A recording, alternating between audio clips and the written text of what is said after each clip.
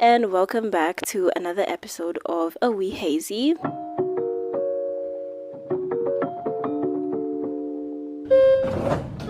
This is a retake actually of this particular one because I tried filming the first time and then found out that the audio wasn't going through the mic.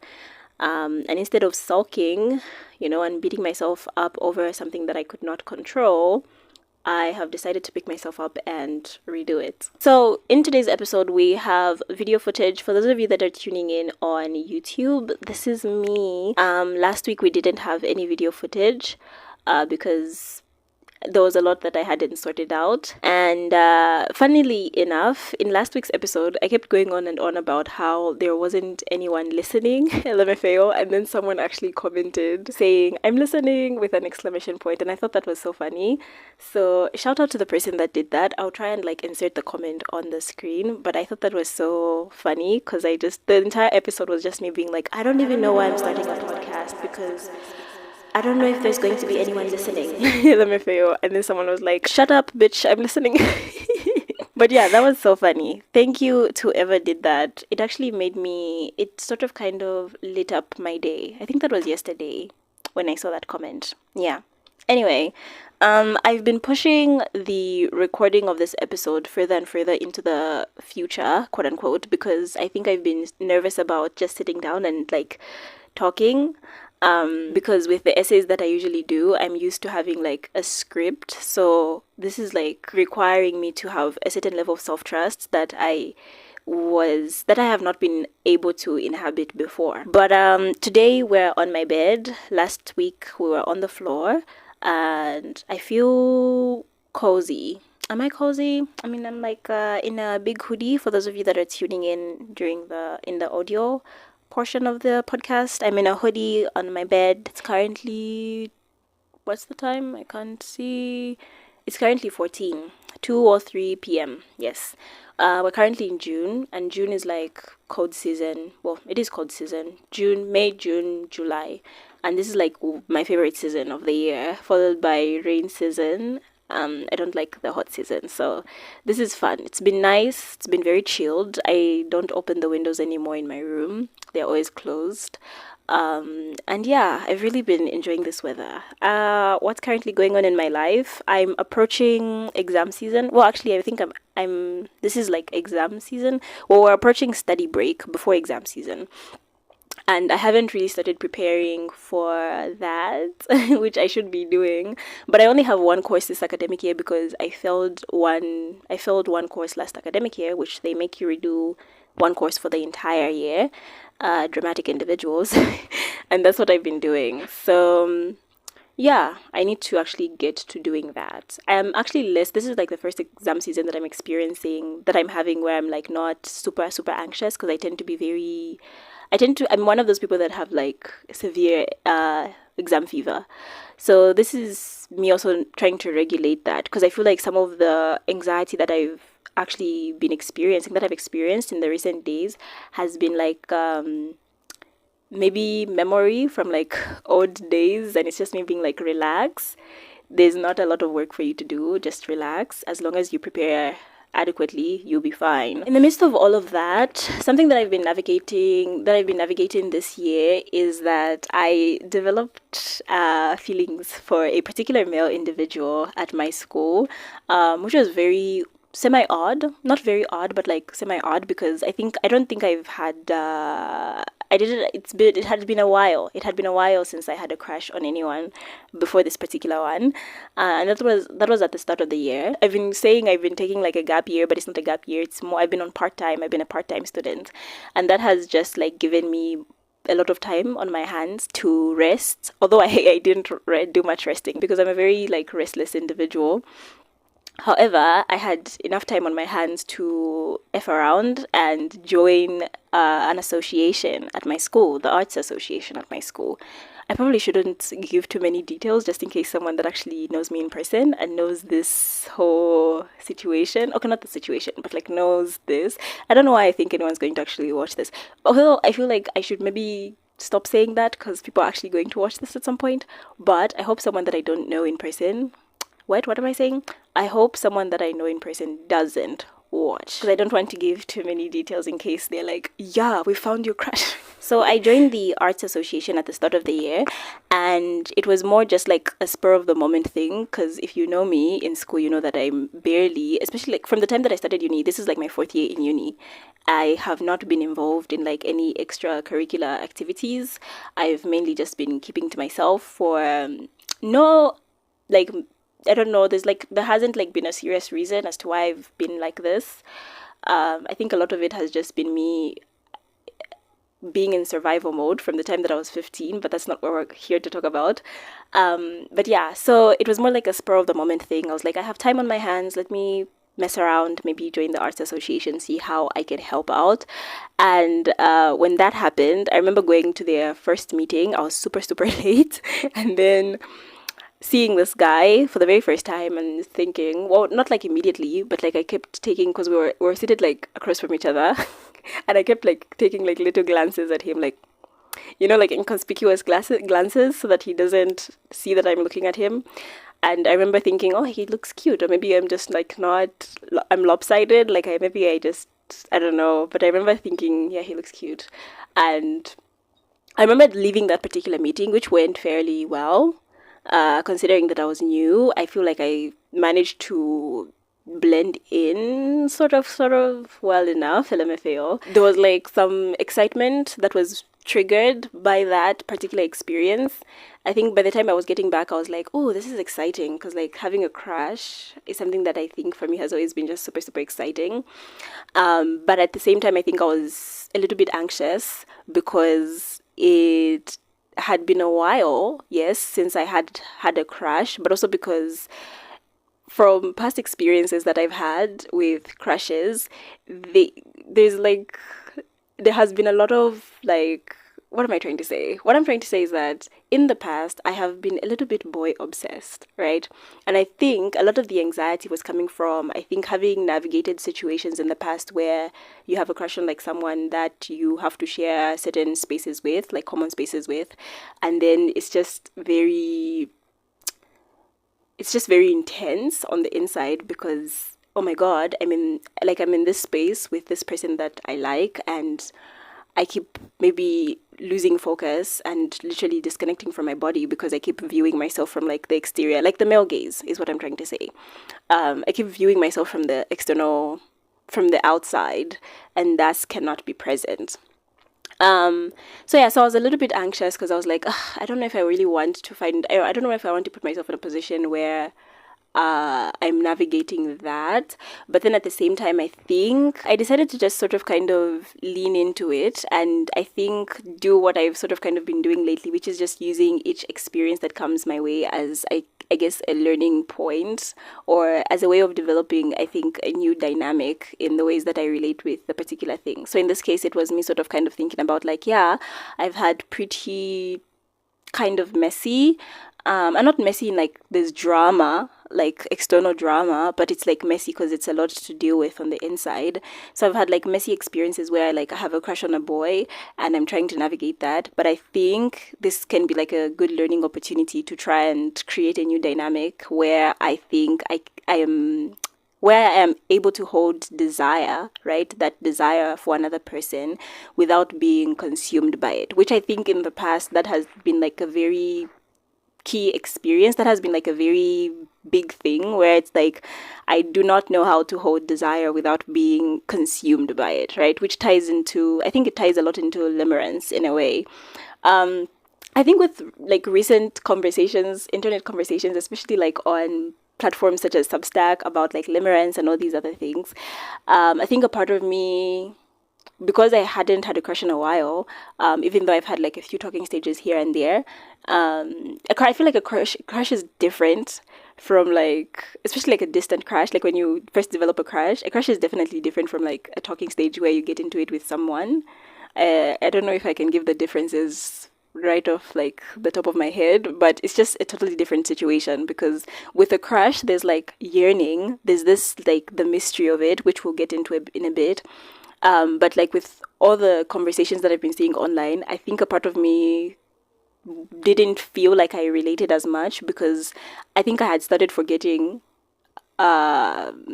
a lot of the experiences that I had in high school, which like consisted a lot of, it was just me like being super, super boy obsessed and very, I can't say male centered, but in a way actually, yeah, it's just very, it's, it's bittersweet to admit, because I think, especially now with like my now, very strong feminist opinions, it's a hard pill. It's kind of like a bitter pill to swallow, but at the same time I feel like I have so much grace for my past self, in the sense that I don't feel the need to punish myself for the things that I did or did not do, you know?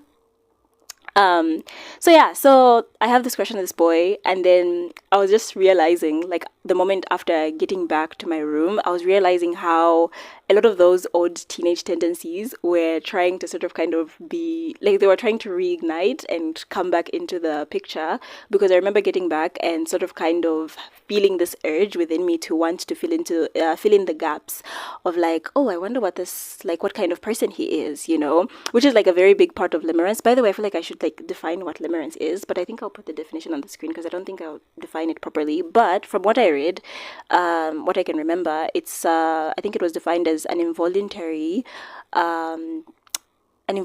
or impulsive, obsession with like a potential love interest. I feel like I've butchered the definition to some extent, but it's surround that, right? So yeah, I remember just feeling this urge of like feeling like this need and desire to fill in the gaps and sort of kind of start wondering like what kind of person he is, which is a very, again, major part of limerence, because I think there's something about the uncertainty of the situation of like developing feelings, little like tiny feelings, right, like at the start, and then not really knowing that person, and then sort of kind of engaging in the act of just like thinking about them as, in a way, I feel like it's a form of entertainment. I think when I think back to when I was younger, right, being a very Dear Diary kind of girl, I've always been fascinated. I've always been a very big fan of romanticization, but also just like the magic of the mundane,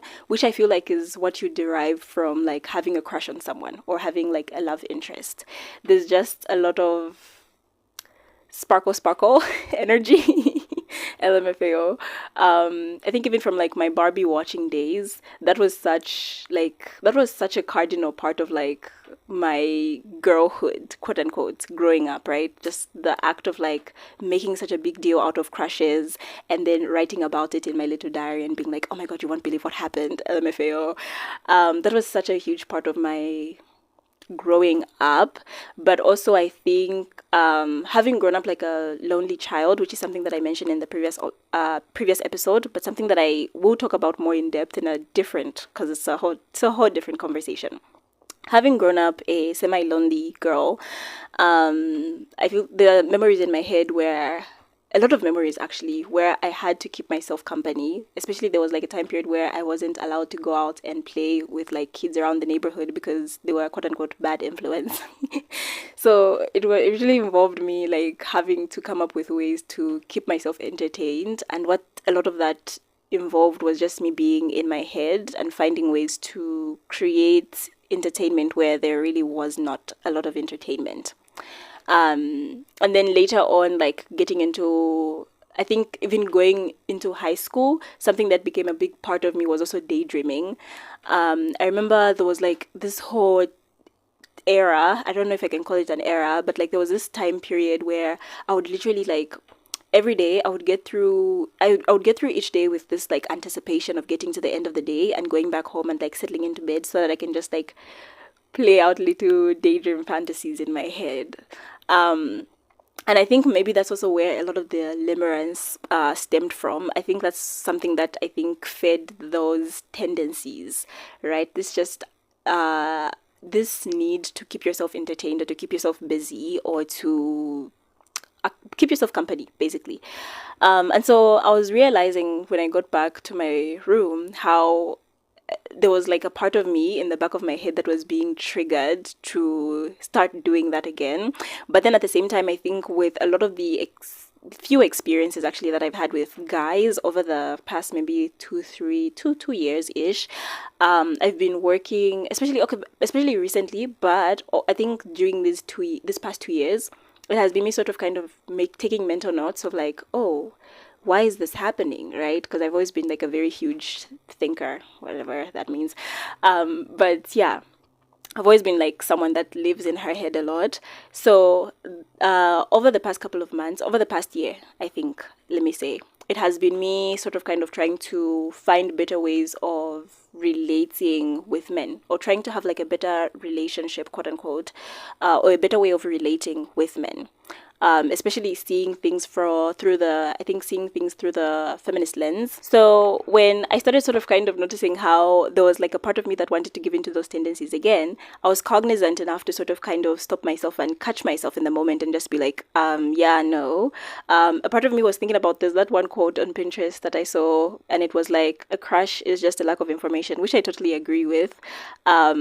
And I think that's something that ties very well into infatuation. Like, infatuation basically thrives off of the knowledge of your own desires. So it's like, instead of seeing the person for who they are, you see them for who you want them to be. Hence the whole conversation about like seeing someone for their quote unquote potential.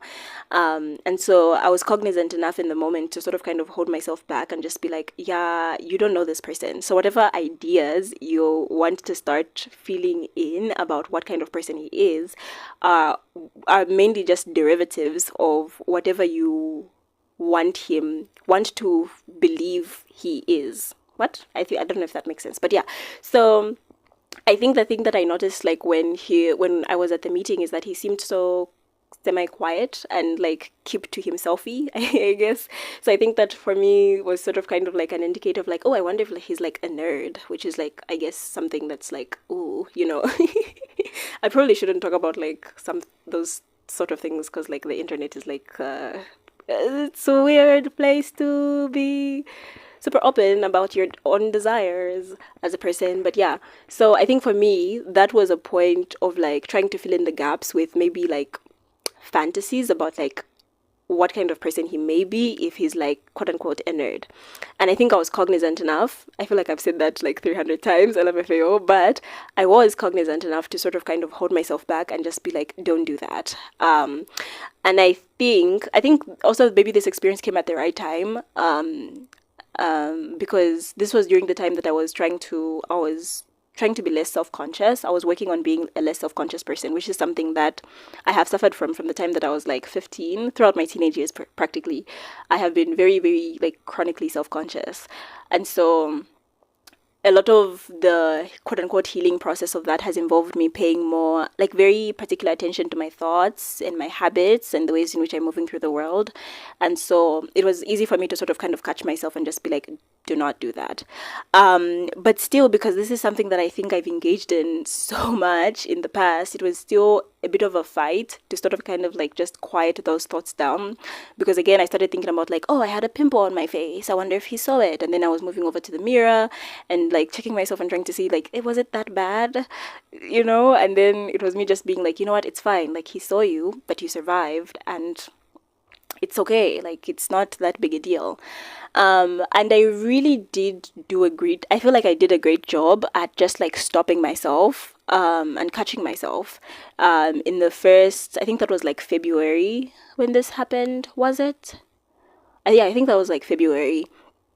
So yeah, it was like the days leading up to my birthday, because I remember texting him apologizing for like going offline, because I was like now a member of the association, and of course I had to be held accountable, sort of, not really held accountable, but I have to be, I guess, responsible, sort of, I don't know, but yeah, I had to sort of kind of give an explanation as to why I'm absent, if at all I'm absent. And I remember texting him and being like, oh yeah, I'm sorry for like not seeing your messages earlier, because like birthday blues and whatnot. So this was in February, and I think during that time I did do a good job at like holding myself back and not giving into those old tendencies, which I'm super proud of myself for doing, considering that this is the first crash that I have navigated or yeah, I have navigated, because I feel like a lot of it has sort of kind of passed consciously by trying to, do better and be better. So yeah, so February went by. We had an event, I think in March, and it went okay. And he looked so good. I remember being at the event and just being like, oh, he looks so good. But then I think, especially after the event, I think it was also me sort of kind of catching myself on the basis of, because I'm trying to find a better way of relating with men. Something that I've been thinking about a lot is how I think, for me, I want to be the kind of person that doesn't lose her head over things like physical attraction. I think also just like,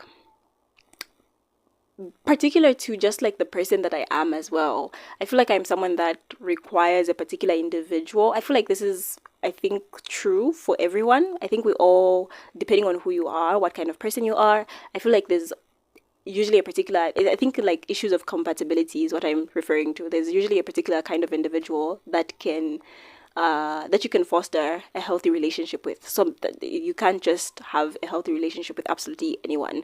And I think for me, it was also sort of kind of thinking about how, yes, he's physically attractive, and I think he's cute or whatever, but outside of that, it's like I literally know nothing about him.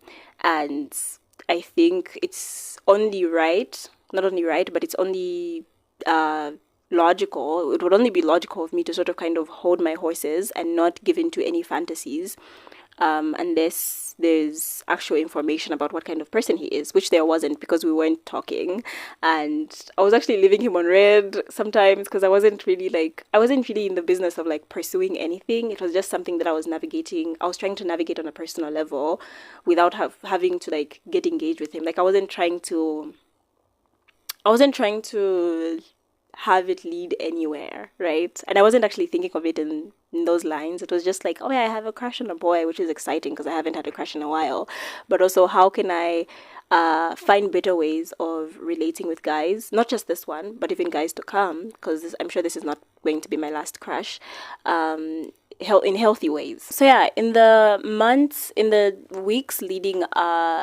weeks actually following the event, I was thinking a lot about how learning to be the kind of person that is able to hold desire, right? To tame desire, because I think a huge part of limerence is just like being overwhelmed by obviously maybe whatever attachment style, whatever habits you may have, but also just being overwhelmed by the desire and just like that trigger of like excitement that comes with having like a romantic interest. So I was thinking a lot about how to be the kind of person that is able to hold that desire and still and stay sober enough to analyze the other person, or to analyze information about the other person in a more logical way. Because I think the thing with limerence is that once you become so attached to like the idea of a person, it becomes so easy for you to ignore red flags, right? Because you're already in too deep. This is where I think the whole thing about seeing potential comes in. It's like, because you've made them out to be who you want them to be, it's easy for you to sort of kind of gloss over major red flags and just sort of kind of hope for a future that may never come.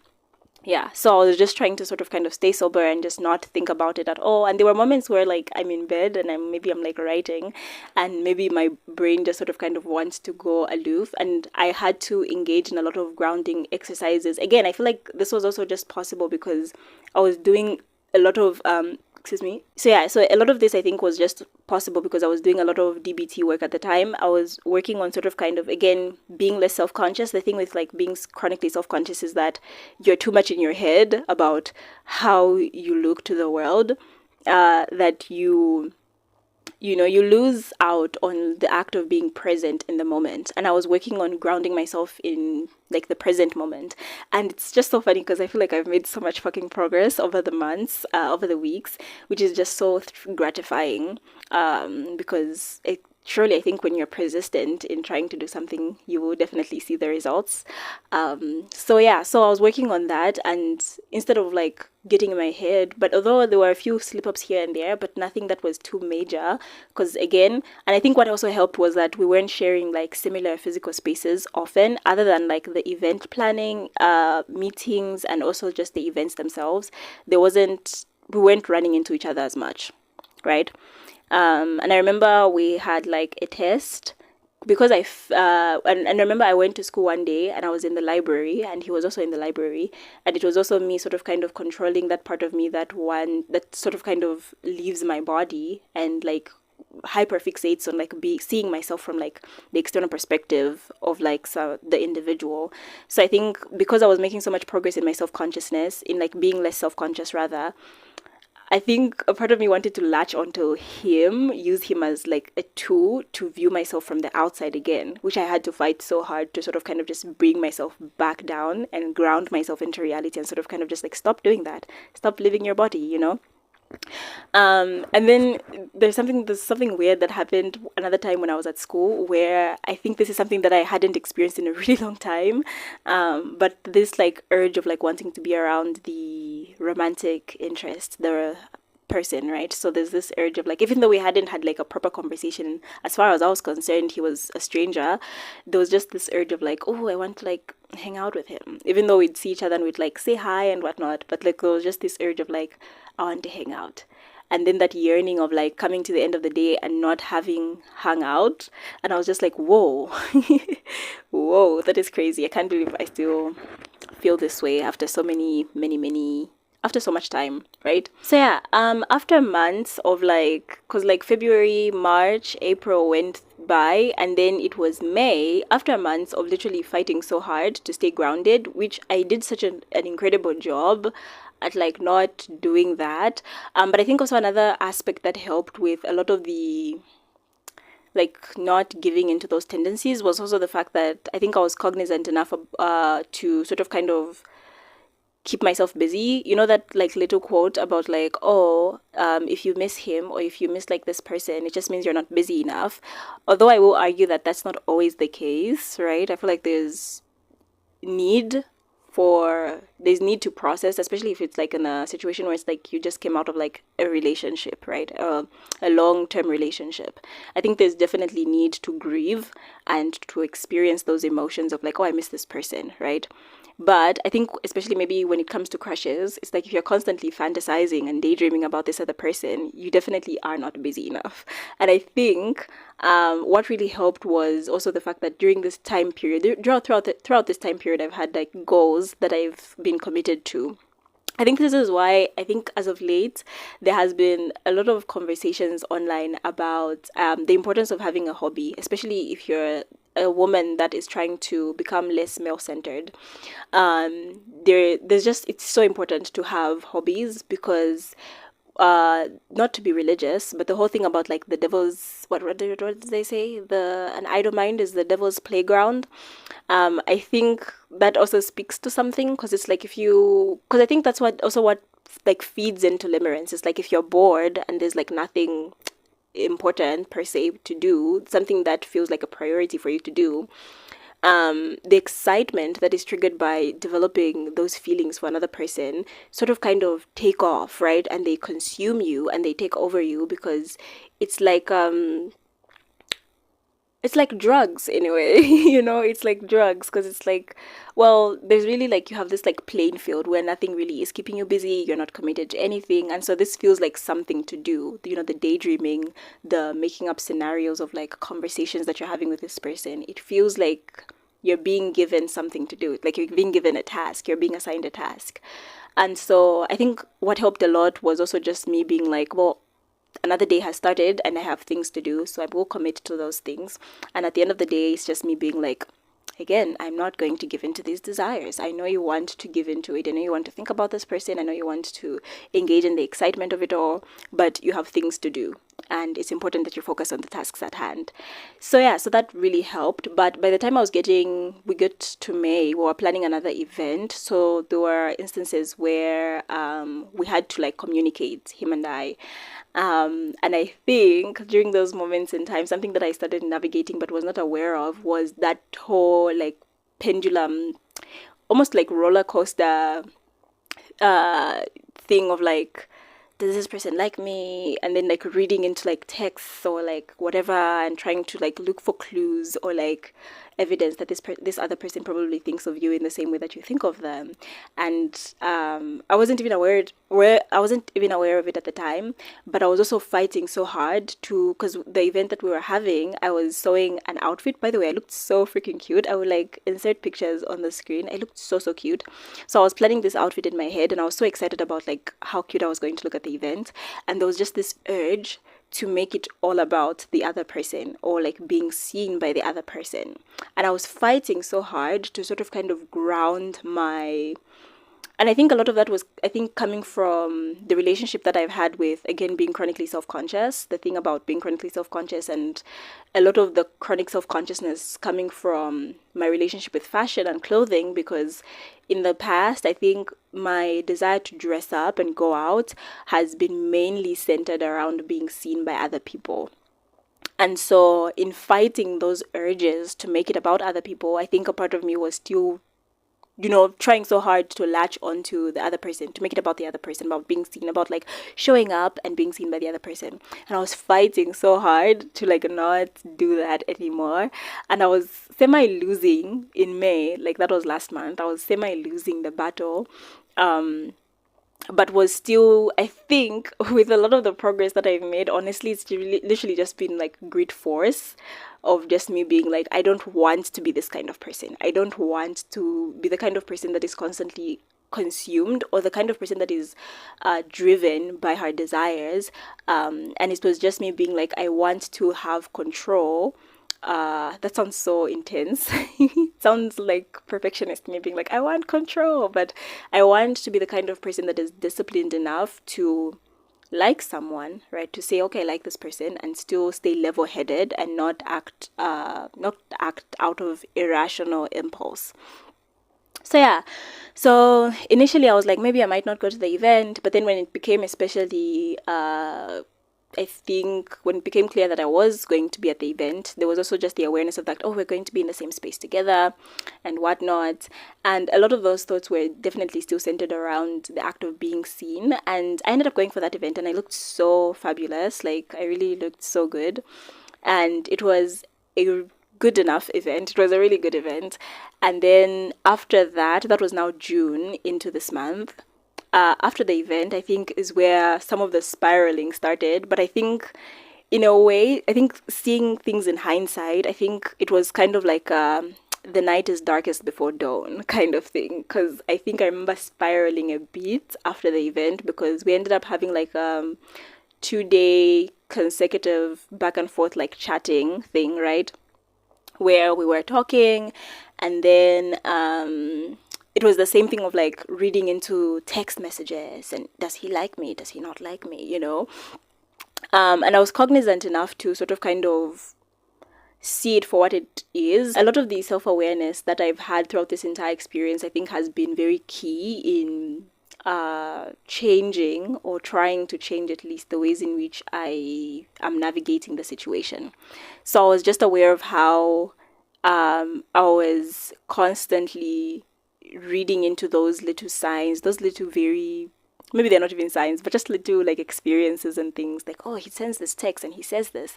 Does this mean that? And it was me just being like, well, cognitive bias, because if you want to believe that someone likes you, you're most likely going to look for evidence that they do, which is just projection. So it was just me being very aware of that. But I think during those 2 days when we talked, I think it was also me being aware of just that those highs and lows of like, oh, I think he may like me, and then being like semi-excited, and then maybe he says something and it's like, does he though? And then plummeting, and then it's just me being like, whoa, we said we wouldn't do this. How did we get here, right? And I think also that was, I think May leading into June was like the time period that I think we were beginning to get acquainted not really, but somehow, you know, because we were talking, and you know, and he's been like, oh, you're so cool. By the way, I think I haven't really talked about like the relationship, not like actual relationship, but you know, relationship that we've shared. And it's mainly just him sort of kind of being like, oh, you're so cool and whatnot. He's been very complimentive, but then I've also been sober enough to not be like, because I feel like I've gotten the cool comment a couple of times from different people. So it's like, it's just me being like, yeah, even from girls. Like I do get like that from girls, and they're like, oh, she looks so cool. She seems so cool. And I'm like, yeah. So it was me just being like, yeah, it could mean anything. He could mean like in a friend way. But still there was like that like wanting, that urge to like, could he though? Like mean it in like a, you know? So I was trying so hard to stay sober, really trying so hard to stay sober. And then I think the actual sobering up, right?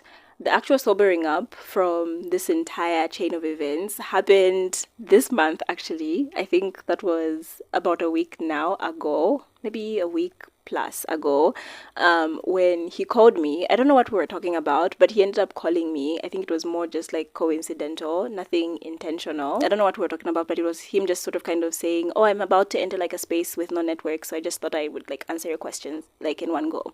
And then we ended up talking for like almost an hour. And then I don't know how the conversation went in that direction, but we ended up having a conversation about like our different ideologies around marriage and what we believe in. And then he ended up saying that his ideologies around marriage mainly stem from Charlie Kirk, which immediately, obviously, red flag, because I'm a feminist, right? And a lot of Charlie Kirk's ideologies, which I haven't read about, so I'm going to say this very loosely with like a grain of salt, I believe they are anti-feminist. I will say, like, in the moment, it was just so strange, and I think that's like the triggering back into like my good girl complex, where like all my life I've been raised around notions of like being the kind of woman that men want to marry. That has been like a very significant part of like my growing up, being raised, or my girlhood, where my mom and just other like women around me, you know, being like, yeah, you have to present yourself in this way, and you have to be this way. And they would just like point out those little things about like, you will never get married if you do A, B, C, and D. And so having departed from a lot of those teachings like late last year, I feel like I've still been navigating the thought, or like trying to comprehend the thought of like being the kind of woman that men, which I think I will talk about in a completely separate episode. But I think a lot of that was being triggered because I remember, I think also maybe just the bias of like already liking this person. I remember feeling almost almost apologetic in my own stance about like my own opinions. I think I was subconsciously trying not to come off too feminist, even though on my WhatsApp statuses he had definitely seen a lot of that. I'm very, very like, this is what I believe in, and I do not yada yada yada, right? But in that moment, it was just so weird to find myself in a situation where I was not very confident. I wouldn't say confident, but I was just so I mean, yeah, but like not like I was like trying to over explain stuff, right? And I was just so aware of that in the moment, so much so that I think by the end of the call, I'm proud of myself for having been grounded more in my opinions, which we ended up like agreeing on like a couple of things, right?